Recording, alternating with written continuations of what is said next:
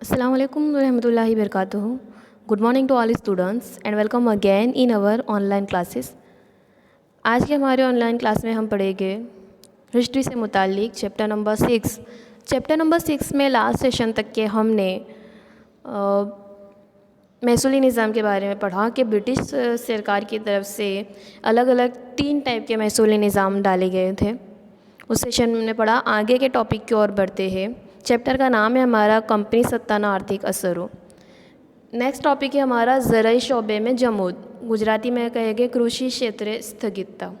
Most important point आपके board के exam के लिए, जो भी बोर्ड के एग्ज़ाम तो आपको देने ही है और जो ये एग्ज़ाम है उसके लिए भी बहुत ही ज़्यादा ज़रूरी है। ये वाला टॉपिक कई बार एग्ज़ाम्स में आ चुका है, तो इसे थोड़ा ध्यान से समझिए। ज़राई शोबे में जमूद, गुजराती में कहेंगे कृषि क्षेत्र स्थगितता। जमूद का मतलब होता है ज़वाल, मतलब खात्मा। धीरे धीरे जो ज़राअत भारत ज़राअती मुल्क था, तो धीरे धीरे किस तरह से वो पायमाल हुआ बिकॉज़ ऑफ अंग्रेज़, उनकी जो नई नई पॉलिसी थी उसकी वजह से भारत का जो ज़राई शोबे में जमूद आया वो किस तरह से आया, उसी के बारे में हम पढ़ेंगे। तो चलिए शुरू करते हैं। भारत एक ज़राअती मुल्क है। भारत का सुख दुख हाल और मुस्तकबिल फ्यूचर ज़राअत पर मुनहसर है। अगर ज़राअती पैदावार अच्छी हुई तो किसान खुशहाल और चारों तरफ खुशहाली नज़र आएगी, लेकिन उसकी कमी में बारिश की कमी, कहत साली, फाका कशी के मंजर भी दिखाई देते हैं। जाहिर सी बात है कि जो भारत एक कृषि प्रदेश देश है, ज़राअती मुल्क है, तो किसान खुश हो गए अगर खेती सही हुई तो, लेकिन अगर उसके ऑपोजिट हुए तो किसानों की हालत तो ख़राब होगी। और जहाँ तक हम पढ़ रहे हैं, तो हम जो पढ़ रहे हैं उसमें अंग्रेज़ लोग भारत में आए हैं, तो अब भारत में क्या आलम है उनको समझेंगे। 18वीं सदी तक ज़राअत और घरेलू सनतों के दरमियान तालमेल था। जहाँ भारत ज़राअती पैदावार में आ गया था, वहीं फ़नकारी सनतों में भी दुनिया में आला मुकाम रखता था। जब अंग्रेज़ों ने भारत की फ़नकारी सनतों का तबाह कर दिया, तब फ़नकार बेकार हो गए। फ़नकारी सनतों को तबाह कर दिया मतलब जो हस्तकला वगैरह चीज़ें भारत में बनाई जाती थी, रेशम की डिज़ाइन, चारों तरफ बॉर्डर पे डिज़ाइन, ये सारी चीज़ें धीरे धीरे अंग्रेज़ों ने ख़त्म कर दी। अब जो फ़नकार थे, जिनके पास फ़न था, वो बेकार हो गए। अब बेकार कारीगरों ने गाँव की तरफ रुख किया। मतलब वो जो शहर में रहते थे वो कहाँ चले गए, गाँव में। अब गाँव में उन्होंने किस चीज़ की पनाह ली, ज़मीन और ज़राअत में पनाह लेनी चाहिए। कोई मौका फराहम ना हुआ, उसमें कुछ किसान बने तो कुछ ज़्यादातर मज़दूर बन गए, खेत मज़दूर बन गए। अंग्रेज़ों ने दाखिल की हुई महसूल पॉलिसी, जो हमने पढ़ा लास्ट सेशन में कि अंग्रेज़ों ने अलग अलग टाइप की महसूल पॉलिसी बनाई थी, उसमें किसान भी बर्बाद हो गए। आबादी के हिसाब से भी ज़मीन पर दबाव बढ़ा। भारत की कौमी आमदनी, गैर मुल्की तिजारत, सनती इलाके वगैरह शोबे भारतीय ज़राअत पर दारोमदार रखते थे। 1857 में कौमी आमदनी का कुल 55% से 65% हिस्सा ज़राअती आमदनी का ही माना जाता था। मतलब हम जो ये आंकड़े हैं, फिगर है, उससे समझ सकते हैं कि ज़राअत कितनी ज़्यादा इम्पॉर्टेंट थी भारत की तरक्की के लिए। 1901 में बरामद की हुई चीज़ों में 75% ज़राअत से मुंसलिक चीज़ें थीं।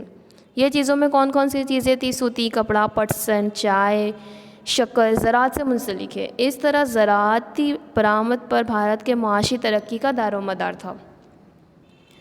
लेकिन अंग्रेज़ों की जो नई नई पॉलिसी थी, भारत तरक्की की बजाय उसके मुखालिफ सिमत में जाने लगा था। अंग्रेज़ी हुक्मरान ने ज़्यादातर दौलत हासिल करने के लिए महसूल आमदनी में इजाफ़ा करने में भारतीय मुफाद की, यहाँ के किसानों की बिल्कुल परवाह नहीं की। उनकी हुकूमत की ज़राअती, तिजारती और सनती पॉलिसी ने किसानों, ज़मींदारों, कारीगरों और व्यापारों को पामाल कर दिया। इसमें कोई दो राय नहीं कि भारत का मेन मकसद यहाँ पर भारत की तरक्की नहीं था, बल्कि भारत को इस्तेसाल करना था। जितने भी उन्होंने पॉलिसी बनाई उसमें भारतीयों की उन्होंने ज़रा भी परवाह नहीं की थी। इस तरह बहुत से ज़मींदार बेकार हो गए, उनकी किसानों की हालत खस्ता हो गई, क्योंकि सरकार ने ज़मीनी महसूल में इजाफ़ा कर दिया था। वो कर्ज़ के बोझ तले दब गए थे। कॉर्नवालिस ने दाखिल की हुई कायमी जमाबंदी और थॉमस मनरो की दाखिल की हुई रैयतवारी ने पुराने ज़मींदारों जो किसान थे उनको पूरी तरह से बर्बाद कर दिया। कई मरतबा तो घर के ज़ेवरात फ़रोख्त करके भी किसान महसूल अदा नहीं कर पाते थे। अब नतीजे में क्या हुआ, उन्होंने ज़मीन बेच दी। किसानों के ज़्यादातर ज़मीनें तो कर्ज़ के बोझ तले दब गई। कुछ किसान सूदखोर, साहूखोर के चंगल में फंसकर बर्बाद हो गए। रिश्वतखोरी ने भी किसानों को परेशान करके रख दिया था। इंसाफ पाना किसानों के लिए मुश्किल हो गया था, क्योंकि इंसाफ बहुत ही महंगा था। अदलिया भी किसकी थी? अंग्रेज़ सरकार की ही थी। कुछ किसान जब भी पैदावार अच्छी होती किसान अगला कर्ज चुका देते, लेकिन मौसम ख़राब हुआ तो कर्ज तो दुगना हो जाता था। कपास, पटसन जैसी नकदी पैदावार की तरफ राग़िब हुए, जिससे अनाज की पैदावार में कमी हुई। नकदी मतलब जो तुरंत ही पैदा हो जाती थी, पैदावार होती थी, उसे ज़्यादा सालों का वक्त नहीं लगता था, और अनाज की पैदावार को थोड़ा वक्त लगता था। अब किसानों ने क्या किया? नकदी फसलें की ओर आगे बढ़े, अनाज की पैदावार को कम कर दिया, और इससे क्या हुआ? इन फ्यूचर अनाज की पैदावार कम हुई तो फाका कशी का शिकार हुए। ब्रिटिश सरकार की पॉलिसी के नतीजे में ओवरऑल अगर हम देखें तो किसान पूरी तरह से खस्ता हाल, परेशान हो चुके थे। ब्रिटिश सरकार की जो पॉलिसी थी उसके नतीजे में ज़राअती सनत का कमर्शलाइजेशन हो गया। मतलब जो सनती वो सनत पैदावार करते थे, ज़राअत करते थे, वो चेंज हो गया। चाय, कॉफ़ी, नील, सनत की पैदावार ज़राअत के लिए ब्रिटिश सरमायादारों ने भारत में बागबानी सनतों को फ़रोग़ दिया।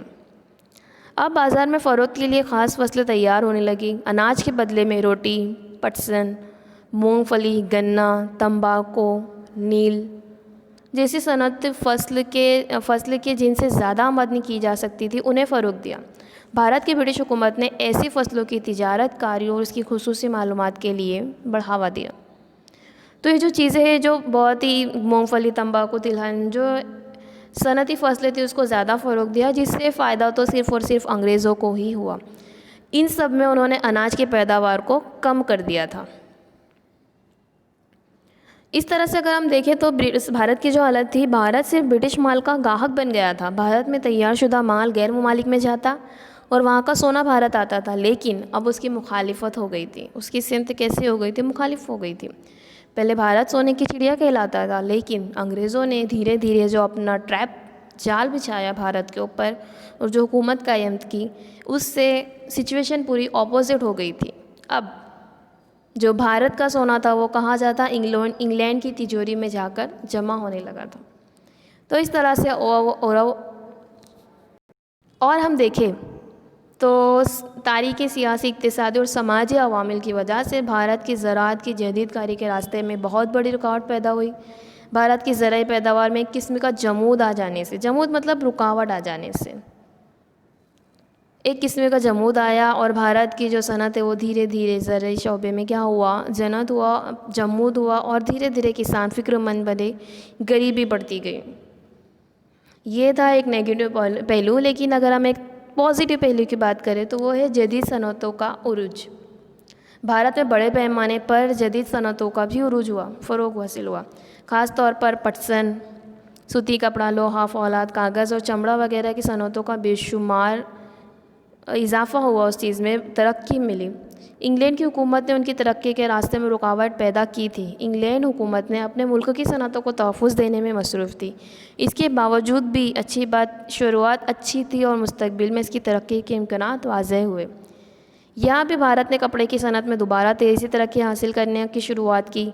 कोलकाता में पहली मिल शुरू हुई 1818 में। कोलकाता में सबसे पहली मिल बनी, वहाँ पहली मिल की बुनियाद डाली गई। अहमदाबाद में पहली कपड़ा मिल रणछोड़ लाल छोटा लाल ने शुरू की। इस तरह से भारत में धीरे धीरे जदीद सनतों का उरूज हुआ। और एक बात भी खास याद रखनी है कि 1911 में जमशेद जी टाटा ने जमशेदपुर में लोहे का सबसे पहला कारखाना शुरू किया और बुनियादी सनतों की शुरुआत की। तो इस तरह से भारत में ज़राई शौबे में जमूद हुआ, लेकिन दूसरी तरफ धीरे धीरे थोड़ा वक्त जाने के बाद भारत को तरक्की हासिल हुई, कपड़ों जदीद सनतों का उरूज हुआ। इसके बाद हम देखेंगे कि जो अनाज की पैदावार कम हो गई तो भारत में बहुत ही भयंकर गरीबी और कैद साली पड़ी। उसमें किसानों की, इंसानों की हालत क्या थी, उसको हम नेक्स्ट सेशन में समझेंगे। तब तक के लिए वीडियो को दोबारा देखिए, समझिए। Thank you.